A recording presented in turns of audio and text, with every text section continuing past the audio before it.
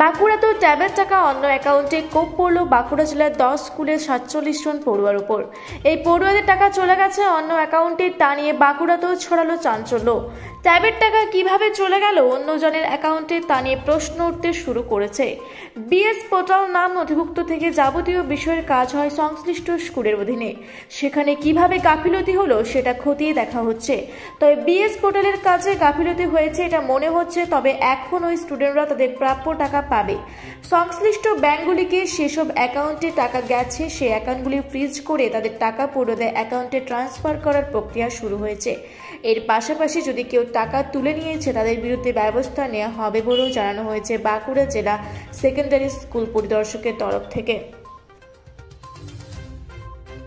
বেশ কিছু স্কুলের ছাত্রছাত্রীরা এখনো ট্যাবের টাকা পায়নি, প্রায় 10টি স্কুলে 47 জন ছাত্রছাত্রী। আপনি কি ফোন করেছিলেন যে যাচ্ছেন?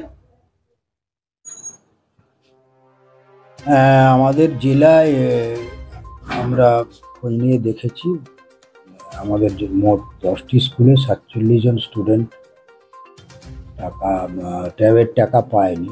তরুণের স্বপ্নে রং ট্রানজাকশন হয়েছে।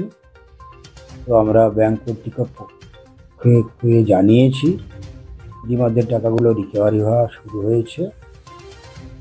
তা সত্ত্বেও যদি কোনো জায়গায় টাকা রং অ্যাকাউন্টে উইথড্র হয়ে থাকে তাহলেও সে ব্যবস্থা নেওয়া আছে টাকা ফেরানো। তবে সমস্ত ছাত্রছাত্রীর টাকা সরকারের পক্ষ থেকে পাবে, ছাত্রছাত্রীর কোনো টেনশনের ব্যাপার নেই। একটু হয়তো সময় লাগছে, ছাত্রছাত্রী অ্যাকাউন্টে সরকার টাকা দেবে, এইটা নিশ্চিত করে বলা যায়।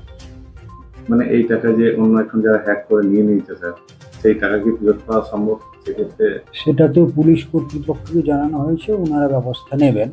ব্যাংক কর্তৃপক্ষকে জানানো হয়েছে, ওনারা অ্যাকাউন্টগুলো বেশ কিছু অ্যাকাউন্ট ফ্রিজ করেছেন, সেখান থেকে টাকাগুলো উইথড্র করে যে স্টুডেন্টের অ্যাকাউন্টে দেওয়াও শুরু করেছেন। এরকম নজির আমাদের কাছে এসছে।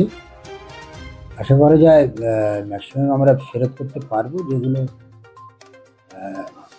ফেরত করতে পারবো না সেগুলো পুলিশ প্রক্রিয়া চলবে, কিন্তু সমস্ত স্টুডেন্ট টাকা তরুণের স্বপ্নে গভর্নমেন্ট থেকে পাবে। এটা নিয়ে সমস্যা নেই, একটু দেরি হয়তো হচ্ছে কিন্তু পাবে। বলছি, রাজ্যের বিভিন্ন প্রান্তের স্কুলের পাশাপাশি বাঁকুড়ার সিমলাপাল মঙ্গলময়ী বালিকা বিদ্যালয়ে ট্যাবের কেলেঙ্কারির ঘটনা ধরা পড়ল, যেখানে দেখা যাচ্ছে যে 128 জন ছাত্রছাত্রীর ট্যাব পাওয়ার কথা ছিল, সেখানে 17 জন ছাত্রছাত্রীর ট্যাব মেলেনি, সেই তাদের অ্যাকাউন্টে টাকাও ঢোকেনি। কি বলবেন বিষয়টা নিয়ে? এই বিষয়টা নিয়ে আমাদের যে রাজ্য সরকার থেকে যে টাকা দেওয়া হয়েছিল ট্যাবের জন্য, ক্লাস 11-এর জন্য দেওয়া হয়েছিল 100 জনের, আমাদের স্কুল সিমলা মঙ্গলময়ী বালিকা বিদ্যালয়ের, আর 12-এর জন্য 28 জন, তার মধ্যে 11 আর 12 করে 17 জনের টাকা ঢোকেনি, বাকিদের টাকা ঢুকেছে। আমরা এটা খোঁজখবর নিয়ে দেখি, তাতে আপনার ডিআইকেও আমরা জানিয়েছিলাম, আমাদের ব্যাংকে খোঁজ নিয়েছে, ব্যাংকের অ্যাকাউন্টে কিছু গোলমাল আছে, সেটা আমাদের এখান থেকে নয়, সেটা হয়তো সেন্ট্রালি ব্যাপারটা গোলমাল হয়েছে।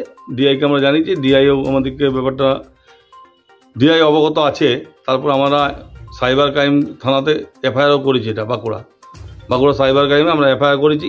আমাদের স্কুলের হেডমিস্ট্রেস এটা এফআইআর করেছেন, এবং তারপরে ব্যাপারটা এবং রাজ্য সরকারের উপর নির্ভর করছে। তাই রাজ্য সরকার আমাদেরকে বার্তা বলছে, আমাদের সিমলাপালে আসার পরে একটা ইলেকশনের প্রোগ্রামে এসেছিলেন, সেখানে বলেছেন যে যাদের টাকা ঢোকেনি তাদের সবাইকে টাকা ঢুকবে। এই ব্যাপারটা রাজ্য সরকারের অধীনস্থ ব্যাপারটা চলছে, এটা আমাদের মধ্যে আর কিছু নেই, কারণ আমাদের এখান থেকে ব্যাপারটা হয়নি, এটা যা হয়েছে মানে উপর থেকে হয়েছে। আচ্ছা, আপনার নাম? শীতল দে। আপনি? আমি সিমলাপাল মঙ্গলময়ী বালিকা বিদ্যালয়ের ম্যানেজিং কমিটির সভাপতি। বাঁকুড়া থেকে দেবনাথ মোদকের রিপোর্ট, রূপসী বাংলা মিডিয়া।